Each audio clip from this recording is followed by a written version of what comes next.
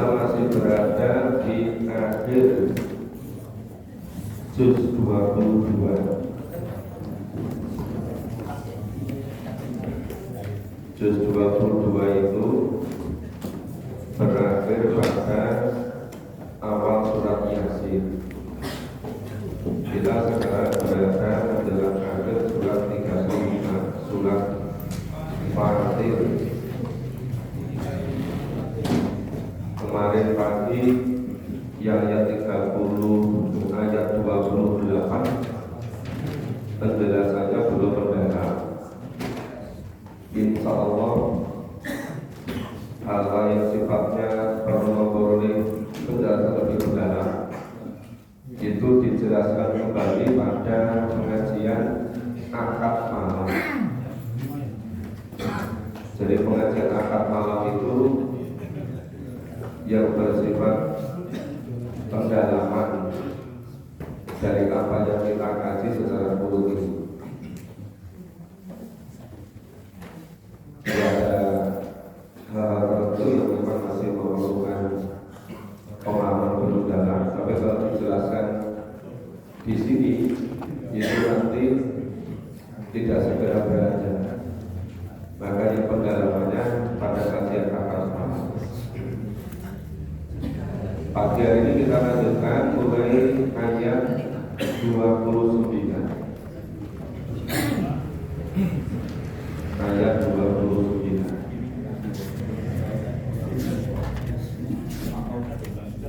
Surat ke-35 surat Fatir mulai ayat 29. Sudah ketemu? A'udzu billahi minasyaitonir rajim. A'udzu billahi minasyaitonir rajim. Bismillahirrahmanirrahim. Bismillahirrahmanirrahim. Innal ladzina yatluna kitaballah.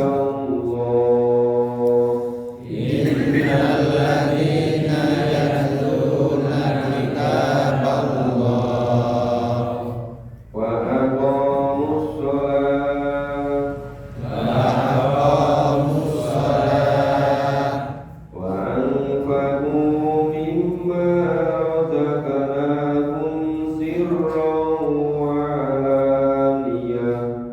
wa anfaqu mimma razaqnahum sirran wa alaniyah Yaduna tijaratan lan tabur. yarjuna tijaratan lan tabur Liyuwaffiyahum ujurahum liwaffiyahum ujurahum wa yazidahum min fadlih. wa yazidahum min fadlih Innahu ghafurun syakur. innahu ghafurun syakur. Walladzi awhayna ilaika minal kitab Walladzi awhayna ilaika minal kitab huwal haqqu musaddiqun lima baina yadayhi. huwal haqqu musaddiqan lima baina yadayhi Innallaha bi'ibadihi lakhabirun basir. innallaha bi'ibadihi lakhabirun basir. Ya, kita pahami dulu 3 ayat. Innalladzina, sesungguhnya orang-orang yang yatluna kitaballah. Yatlu, ya dari kata yatlu muncul tilawah. Orang-orang yang membaca, orang-orang yang melakukan tilawah, orang-orang yang mendalami kitab Allah. Jadi maksudnya membaca itu memahami isinya, memahami isi kitab Allah. Karena kitab Allah itu diwajibkan untuk dijadikan pedoman hidup, maka dilakukan tilawah supaya paham. Nah, sesungguhnya orang-orang yang membaca, memahami kitab Allah, mereka itu wa'akon sholat, mendirikan sholat, wa'anfiku mimma razaqnahum, dan mereka menginfakkan dari apa yang Allah karuniakan pada mereka, yang Allah berikan pada mereka. Yang Allah karuniakan itu ya bisa berupa rezeki, bisa berupa materi, bisa berupa harta, bisa berupa kesehatan, bisa berupa kesempatan, bisa berupa ilmu, bisa berupa kompetensi, bisa berupa seluruh sarana-sarana itu digunakan di jalan Allah. Sirro wa alaniyah, baik secara diam-diam, secara siri, tanpa diberitakan pada yang lain, maupun wa alaniyah, dan secara terang-terangan. Jadi belum tentu yang namanya alaniyah itu ujub atau pamer, dan belum tentu yang namanya siron itu tidak pamer. Jadi yang menentukan itu keikhlasan. Makanya lebih banyak infak itu banyak tapi ikhlas daripada sedikit tidak ikhlas. Maka kebanyakan orang-orang yang usil itu memang tidak pernah mau mengeluarkan.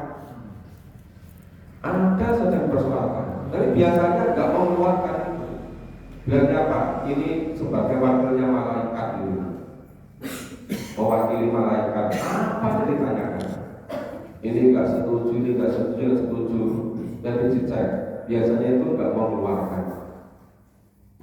Nah, makanya dari saya berangkat lebih baik infak itu yang banyak, yang ikhlas daripada sedikit tidak ikhlas. Apalagi kita keluarkan tapi usil peluru gitu. Itu namanya wa'anfaqu mimma razaqnahum sirran wa alaniyah. Jadi menginfakkan, membelanjakan dari apa yang Allah karuniakan, baik secara sembunyi-sembunyi maupun terang-terangan. Itu semata-mata yarjuna tijaratan lan tabur. Jadi mendirikan sholat, menginfakkan semua yang ada pada dirinya, itu semata-mata mengharap, yarjuna, mereka mengharapkan tijaratan lan tabur, perniagaan yang tidak pernah merugi. Jadi namanya lan tabur, lan itu sekali-kali tidak pernah akan terjadi, tidak akan pernah terjadi. Perniagaan dengan Allah itu tidak akan pernah merugi selama-lamanya. Maka sahabat-sahabat dulu, para sholafus soleh yang disebutnya asabikun, para pelopor, para muqtadim, itu biasanya ketika pada situasi krisis, sulit makanan itu harganya mahal sekali.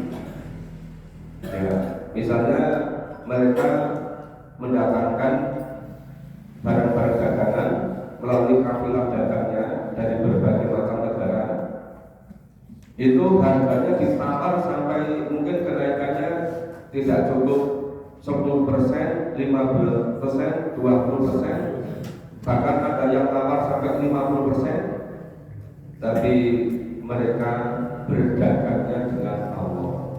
Justru perdagangannya, perniagaannya itu dibagi-bagikan kepada para fakir miskin. Kenapa? Karena tijarah dengan manusia itu tidak pernah bisa mengalahkan tijarah dengan Allah. Maka di saat-saat yang rakyat bahwa memerlukan itu para saudara muslim itu selalu bagi-bagikan. Kenapa?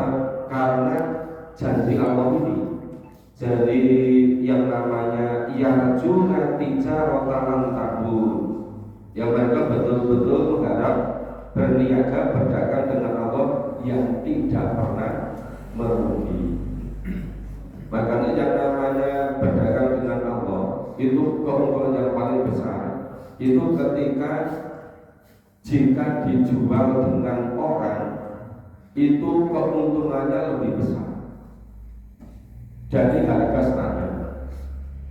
Karena misalnya barang itu agak langka, banyak yang mencari, pas sulit makanan, pas krisis harga makanan naik.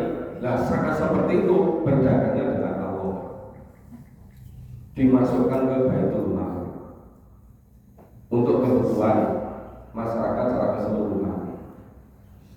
Itu yang disebut dengan yarjuna tijaratan tabur. Ini biasanya selalu bertentangan dengan ahli-ahli ekonomi duniawi. Yang duniawi itu kan ada keuntungan materi dunia semata-mata. Makanya orang yang beriman itu yang dicari adalah ridho Allah. Tapi orang munafik yang dicari selalu keuntungan duniawi. Makanya kenapa orang munafik itu sulit bersatu dengan orang yang beriman. Karena yang dicari hanya keuntungan duniawi, pandangannya hanya pendek, tidak sampai memahami secara mendalam, tidak semua yakin tentang balasan besok di alam akhirat. Jadi yang satu tidak betul-betul keuntungan akhirat, yang satu hanya keuntungan duniawi. Makanya biasanya sulit ketemu, ya sulit akur gitu kan. Terus ada 30 liyuwafiyahum ujurahum, agar supaya yuwafiyahum Allah menyempurnakan bagi mereka, untuk mereka apa? Ujurahum, pahala mereka. Jadi tadi orang-orang yang mendalami kitab Allah kemudian mendirikan sholat, menginfakkan apapun yang ada pada dirinya, ya apa saja, tidak ada berupa materi, bisa waktu, bisa kesempatan, bisa tenaga, bisa ilmu, bisa keterampilan, bisa perhatian, gitu kan, bisa juga doa. Tapi kalau semuanya hanya doa melulu nggak jadi-jadi itu bisa. Seharusnya lengkap itu. Nah itu supaya apa? Liwafiyahum ujurahum, supaya Allah menyempurnakan ya pahala mereka, bayazidahum min fadli, dan supaya Allah menambahkan. Ya, jadi kata zada yazidu, yazidahu, agar supaya menambah mereka min fadli, dari karunia Allah. Jadi barang siapa yang mau tambah fadilah Allah, tambah karunia Allah, sering-seringlah infak, diperbanyak infaknya, supaya Allah menambah fadilahnya, tambah karunia-Nya pada kita. Jadi jalan untuk mendapatkan tambahan karunia dari Allah dengan cara banyak infak, sering infak. Itu lebih baik infaknya banyak dan sering daripada jarang-jarang hanya sedikit. Iya kan? Ya, dan kalau kakak habis ngerti, kata makanya perlu diulang-ulang gitu kan? Kan seringkali lupa, gitu kan? Terus innahu ghafurun syakur, innahu sesungguhnya Allah ghafur, maha pengampun, syakur, dan maha menerima syukur manusia. Ya syukur itu apa? Syukur itu menggunakan seluruh karunia Allah sesuai dengan yang dituntunkan. Itu namanya bersyukur. Jadi bersyukur itu tidak sekedar di dalam hati, tidak sekedar di dalam lisan, tetapi juga melalui seluruh perbuatan. Itu namanya bersyukur. Jadi bersyukur itu berbeda dengan syukuran. Tidak kan Bapak Ibu? Kalau bersyukur itu ya memang diyakini melalui qalbu, diucapkan secara lisan, tapi dilakukan melalui perbuatan. Itu namanya bersyukur. Jadi Allah itu maha memberikan ampun dan maha menerima syukur. Syukur dalam pengertian yang sebenarnya. Bukan sekedar syukuran apa? Terakhir tapi apa? Di tempat hiburan, tempat koyak-koyak, tempat kemaksiatan, itu namanya bukan bersyukur. Itu namanya menambah dosa berlipat ganda. Berbeda kan? Berbeda. Sekarang rata-rata ngajak bersyukur tapi dengan cara melipat gandakan dosa. Itu namanya bukan bersyukur. Jadi syarat bersyukur itu harus sesuai dengan yang dituntunkan Allah gitu. Waladzi auhayna ilaika minal kitab. Waladzi dan apa-apa auhayna yang Allah wahyukan ilaika kepadamu minal kitab, dari kitab. Ya sekarang kitab Al-Qur'an. Dan apa-apa yang dimaksudkan Allah kepadamu dari kitab Al-Qur'an, wal haqqu musaddiqan lima baina yadayhi. Al-Qur'an itu membenarkan semua kitab-kitab sebelumnya. Maksudnya kitab-kitab yang diwahyukan oleh Allah, suhuf-suhuf yang diwahyukan kepada Nabi Ibrahim, Nabi Nuh, Nabi Musa, Nabi Isa gitu. Jadi kitab-kitab yang asalnya dari Allah itu isinya juga masalah mengesahkan Allah, mentauhidkan Allah. Isinya juga semata-mata menggambarkan diri kepada Allah. Maka Al-Quran itu huwal haqqu musaddiqan lima baina yadayhi. Al-Quran itu membenarkan isi kitab-kitab sebelumnya yang diturunkan kepada Ibrahim, yang diturunkan kepada Nabi Musa. Maka suhufi ula, suhufi Ibrahim apa? Musa itu. Inna Allaha bi'ibadihi la khabirun basir. Sesungguhnya Allah bi'ibadihi, ya, terhadap hamba-hambanya, bi'ibadihi, terhadap hamba-hamba Allah, la khabir, maha mengetahui, wa basir, dan maha melihat. Jadi apapun yang dilakukan oleh hambanya, Allah itu maha mengetahui, Allah maha melihat. Oke, kita lanjut ayat 32. A'udzu billahi minasyaitonir rajim. A'udzu billahi minasyaitonir rajim. Tsumma awrasnal kitab. Tsumma awrasnal kitab. Alladzina astafaina min ibadina.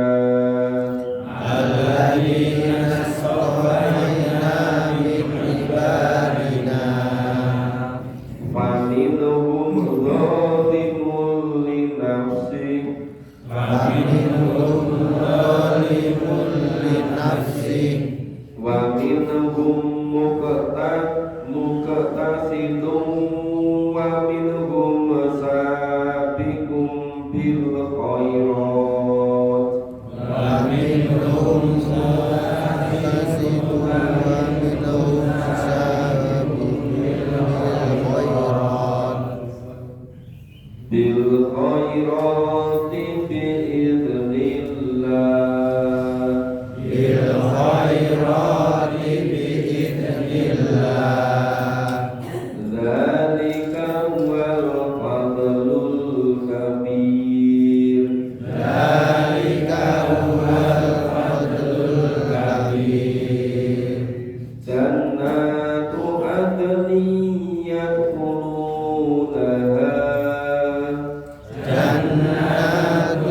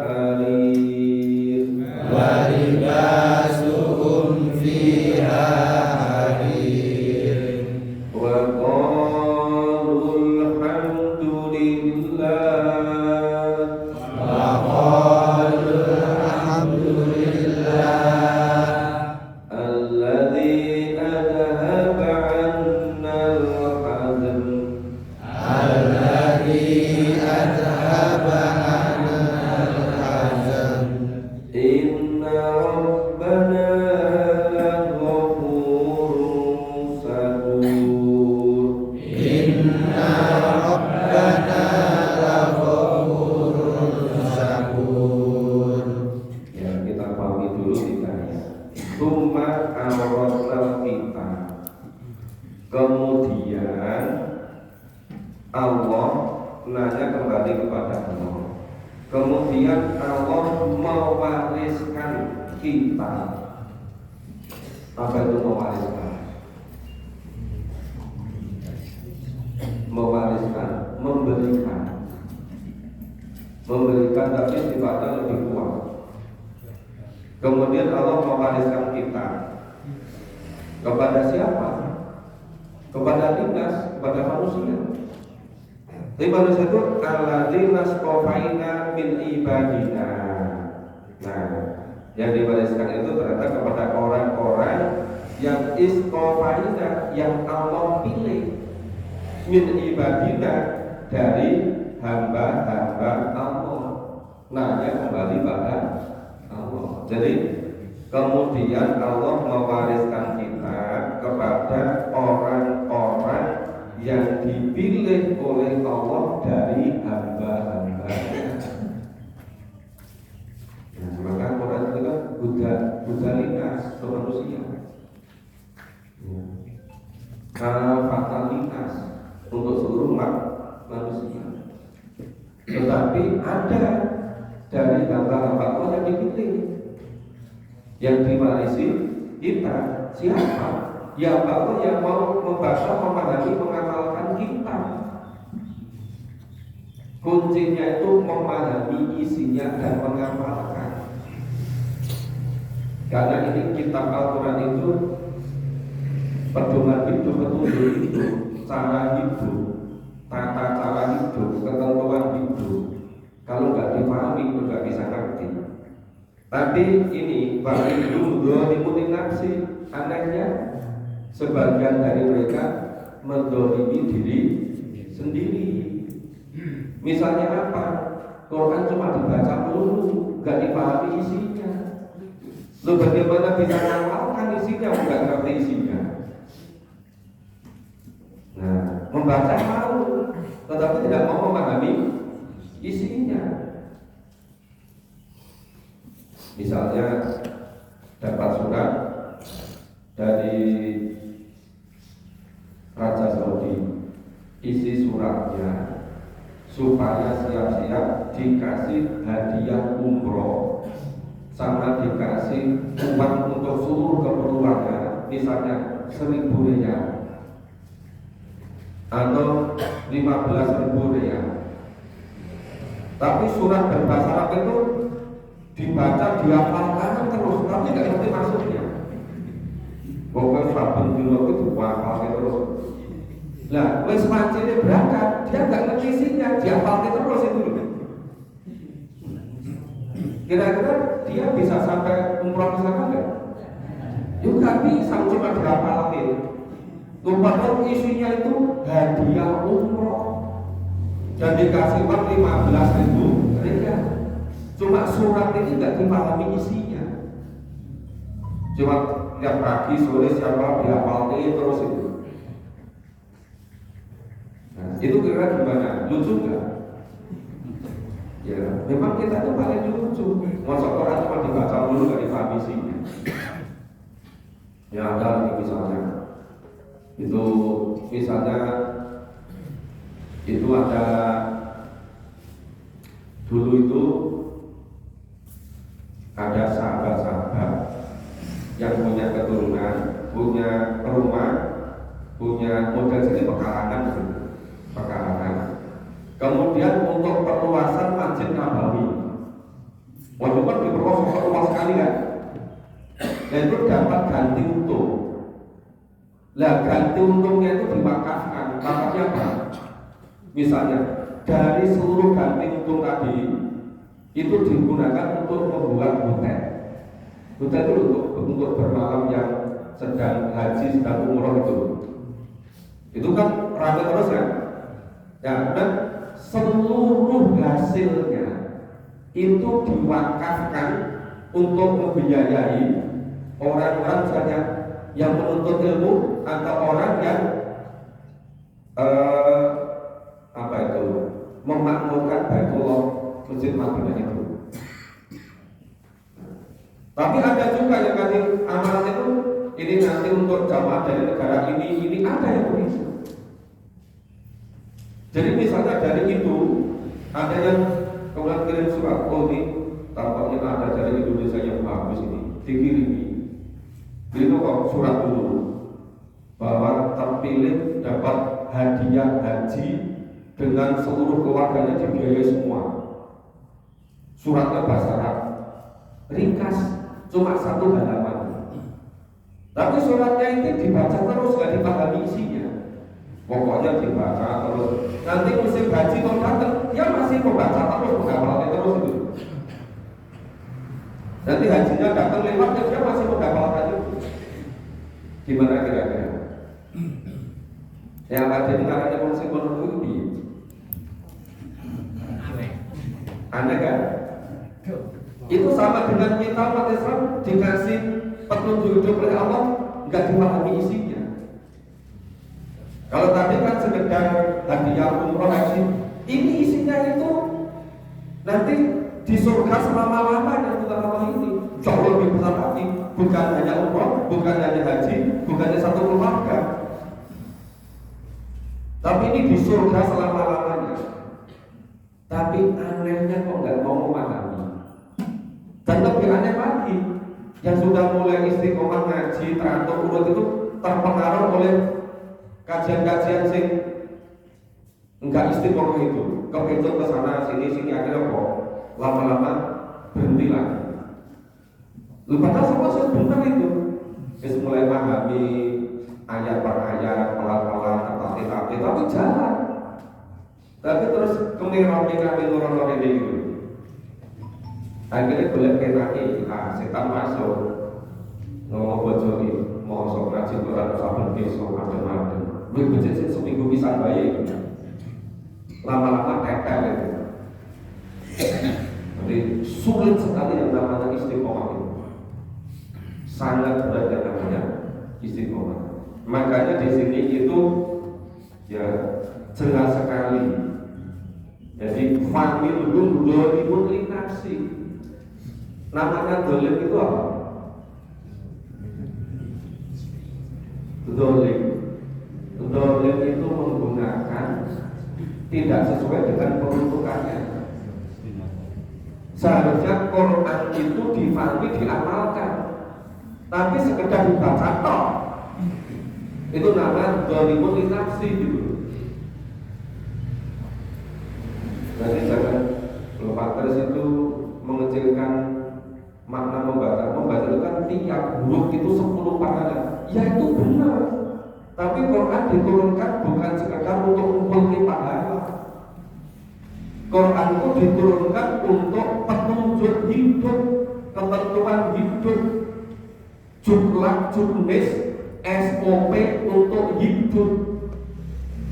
Kalau ada SOP nggak ngerti isinya, apa bisa melaksanakan? Nggak bisa kan? Nah makanya itu ini jelas sekali kan. Nah ternyata familhum dzalimun li nafsi. Sebagian dari mereka mendolimi diri sendiri. Wa minhum muktasib dan sebagian dari mereka muktasib. Muktasib itu jalan tengah. Tapi kalau di buku-buku sebutan begini, yang namanya familhum dzalimun li nafsi itu memahami mengamal Qurannya itu lebih sedikit daripada tidaknya. Tapi kalau yang waminhum muktasib itu antara memahami mengamalkan dan tidak, itu tengah-tengah separuh-separuh, imbang gitu. Jadi kalau boleh itu lebih sedikit kebaikannya, lebih banyak mandorotnya. Itu yang dzalimun nafsi. Tapi kalau yang muktasib itu tengah-tengah imbang antara kebaikan dengan keburukan. Nah, yang paling baik apa? Wa minhum sabiqum bil khairati biidznillah. Dan sebagian dari mereka sabiqum bil khairat, sabik. Makanya orang-orang yang terpilih yang masuk surga paling tinggi dari golongan para nabi, para rasul dan orang mengikuti mereka itu namanya sabiquna sabiqu. Dan kata sahabat ini, jadi sabik itu isim fa'il bukan orangnya, pendahulu dalam kebaikan, namanya pionir. Nah, namanya yang menjadi pelopor. Sabiqun bil khair, pendahulu dalam kebaikan. Yang lain belum mau memainkan secara urut, itu sudah mau, itu namanya sabiqun bil khair. Memang ini sedikit ini. Dan kebanyakan dari kalangan para nabi, para rasul, sabiqun awal dulu. Termasuk itu ada buku judulnya diterjemahkan ke bahasa Indonesia, semua bahasa Arab. Jadi kepahlawanan generasi sahabat Rasulullah SAW. Itu satu jilid isinya sekitar 15 kisah para sahabat. Itu 4 jilid. 4 jilid isinya 60 kepada sahabat. Itu diterbitkan oleh Media Dharma tahun 80-an. Tapi sekarang ada secara online. Harganya murah. Tiap jilid itu sekitar 30.000.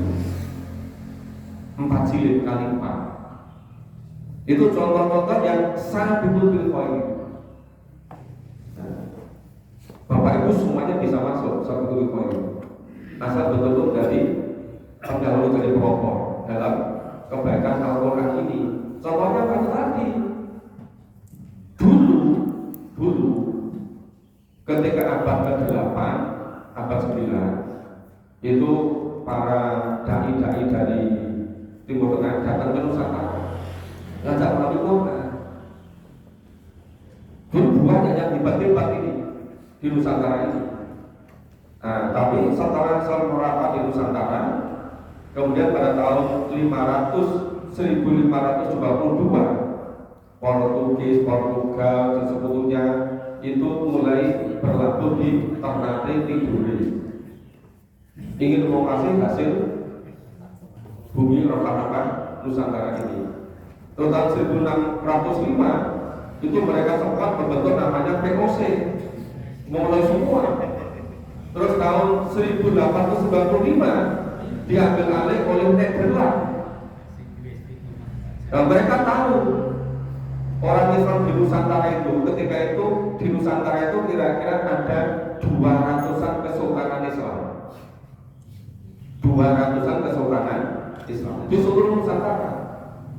Mereka tahu caranya apa.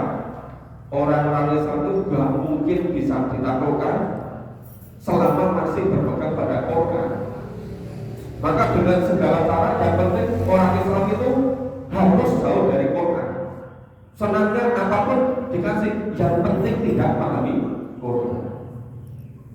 Itu berjalan dari abad 16, 17, 18, 19, abad 20 pertengahan. Makanya sekarang sedikit orang yang memulai kembali. Siapa yang memulai? Namanya sabiqun bil khairat. 360 tahun Bapak Ibu dijauhkan dari kitab suci Al-Quran. Makanya Bapak Ibu begitu memulai Al-Quran, tiap hari orang yang berkata, "Wih, jane Islam apa to?" Kok ben esuk meruntus esuk-esuk nang masjid. Iya kan? Kalau belum ya pasti nanti akan ada suara-suara itu. Hanya pesan waktu saja. Jadi Pak Agus juga kenal. Pak Agus itu dulu nggak pernah melalui Quran itu sabar besok melalui Quran berpengalaman. Jadi Pak Agus itu tempel kamar foto begini. Orang sama begitu. Nah, coba kan nggak banyak yang memahami sejarah itu kan. Dan saya menekuni itu. Saya sampai kuliah guru besarnya Pak Profesor dari Pakistan jelaskan itu. Mulai nggak aneh kalau sekarang itu orang Islam jauh dari kitab suci. Islam di Nusantara dulu ya, sekarang Indonesia. Makanya siapa yang memulai itu namanya sabiqum bil khairat, biidznillah, dengan izin Allah. Siapa yang bisa bertahan dan istiqomah, dia akan termasuk golongan asabiqun asabiqun. Yang itu sebagai kelompok di kalangan Nabi, Rasul, para sahabat, salafus soleh, itu orang-orang yang dulu hijrah, orang-orang yang atau Baitul adakan itu yang menaik perjalanan Rasulullah 1400-an itu semuanya masuk asabiqun. Yang ikut perang Badar di sini itu pun sabiqun. Ya, dari kalangan sekarang ada pada sedikit, tapi yang mau ikuti langkah mereka. Caranya Pak harus mau menjadi mutaqi, mau jadi pelopor, mau jadi pemulai. Pak Gito, sing dusunnya beneran sing manggil orang urut berapa orang? Cuma berdua. Belum. Itu namanya sabiqun. Itu untuk kalau Pak Gito kok akan kepencut sing tadi ngaji sing musiman itu, ya kan? Memang nggak mudah sih ini. Ini hanya khusus orang untuk punya sabiqun bil khairat ini. Dari kalau Fathul Kabirnya yang demikian tadi, kelompok yang terakhir tadi itu betul-betul karunia dari Allah yang luar biasa besarnya. Ayat-ayat semacam ini jarang-jarang dikaji secara mendalam. Coba kita sudah hidup 60 tahun, sering ngaji ayatnya begini? Enggak. Kalau nggak kita turun nggak ketemu ayat semacam ini. Nah, terus apa? Mereka tadi yang ini yang sabiqun fil khairati biidznillah tadi, jannatun adnin yadkhuluna, mereka itu masuk surga. Ya, di dalam surga itu Pak, yukhallawna fiha min asadirin dabi waluduha. Mereka di dalam surga itu diberi perhiasan. Misal perhiasannya dari gelang, gelangnya dibuat dari emas dan mutiara. Emas beneran, bukan emas kurnia loh, bukan emas Agus loh. Ini emas beneran itu. Di surga itu disediakan perhiasan-perhiasan. Misalnya perhiasan gelang, yang namanya asamiro, gelang.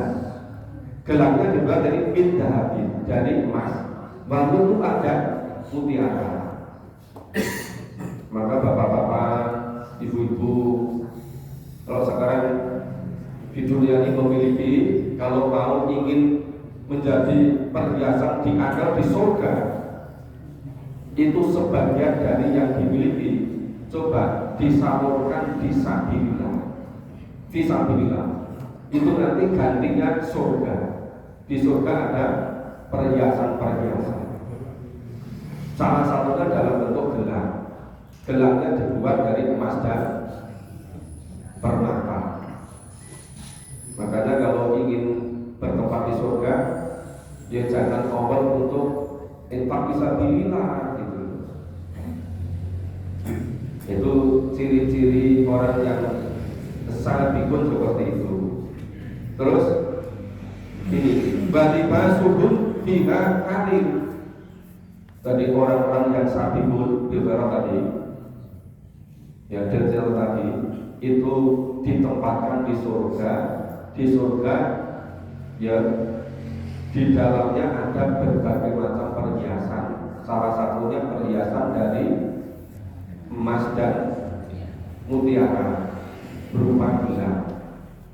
Nah, pakaiannya libasuhum, pakaian mereka fiha di dalam surga harir dari sutra. Bapak Ibu sudah biasa pakai pakaian sutra. Yaudah nanti besok di surga saja. Tapi syaratnya mau jadi sabiqun bil khairat. Orang gampang mutung harus istiqomah itu syaratnya. bisa punya baju dari sutra, itu di surga. Nah terus alhamdulillah ya, mereka mengatakan segala puji bagi Allah. Alladzi adaba anal hazan, Allah lah yang menghilangkan rasa hazan. Hazan itu apa? Duka cita. Dihilangkan rasa duka cita oleh Allah. Ya. Inna rabbana la ghafurun syakur. Sesungguhnya Allah itu Maha Pengampun dan Maha menerima syukur.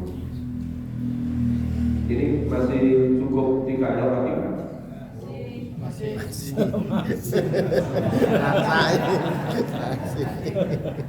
Ini 3 ayat lagi sampai bab itu. Ya kita baca. A'udzubillahi minasyaitonir rajim. A'udzubillahi minasyaitonir rajim. Alladzi akallana darul muqamati min fadli. Alladzi ahallana darul muqamati min fadli. La yamassuna fiha nasab. La yamassuna fiha nasab. Wa la yamassuna fiha lughub. Wa la yamassuna fiha lughub. Sepertinya kalau sampai 37 nggak nyukupi waktunya.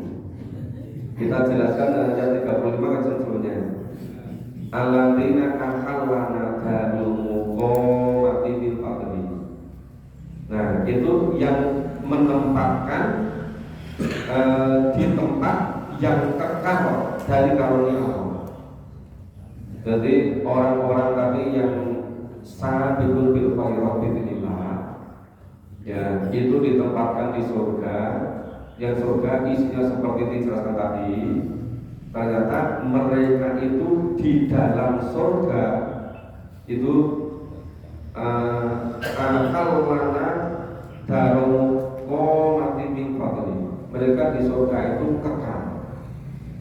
Ya, mereka dimasukkan ke surga itu kekal di dalamnya. Itu bagian dari min fadli, dari karunia Allah. Jadi ini lebih jelas lagi sebaliknya. La yamassuna biha nasab. Di dalamnya tidak akan merasa lelah. Nah, nasab itu lelah. Di dalamnya tidak akan merasa lelah. Wala yamassuna biha lughub, dan di dalamnya tidak akan pernah merasa lesu. Nah, ini coba ini kita perhatikan. Sebenarnya rangkaian dari ayat 32 sampai dengan ayat 35 itu namanya orang masuk surga. Itu karena betul-betul upayanya, kesungguh-sungguhannya. Jadi tidak ada lagi istilah masuk surga itu bukan karena amalnya. Ya. Masuk surga itu bukan karena imannya. Tidak ada istilah begitu. Jadi surga itu betul-betul karena iman dan amal soleh. Tanpa ada iman dan amal soleh tidak bisa masuk surga. Yang namanya itu takdir Allah. Takdir Allah itu Allah membenarkan jalan berupa turunan Al-Quran dan Sunnah. Siapa yang memahami melalui takdir itu namanya takdirnya masuk surga. Lah dia memilih jalan Allah, memahami, meyakini, mengamalkan, menjadi iman dan amal soleh, itu namanya usahanya. Yang orang-orang yang menjadi pelopor, orang yang menjadi pendahulu disebut dengan tadi sabiqun sabiqun, kelompok-kelompok pendahulu. Yang di surganya surga paling tinggi. Nah, maka di sini ini ya alladzina ahallana darul muqamatin min fadli. Jadi mereka itu ditempatkan di tempat yang kekal, yaitu di surga. Dan itu karunia dari Allah min fadli. Nah, ditempatkan di surga yang kekal tadi karena dia menjadi as-sabiqun, pendahulu dari kebaikan. Nah, di dalamnya tidak merasa lelah, tidak pernah merasa lesu. Nah, insya Allah besok pagi kita teruskan ayat 36 dan seterusnya. Terima kasih, semoga bermanfaat.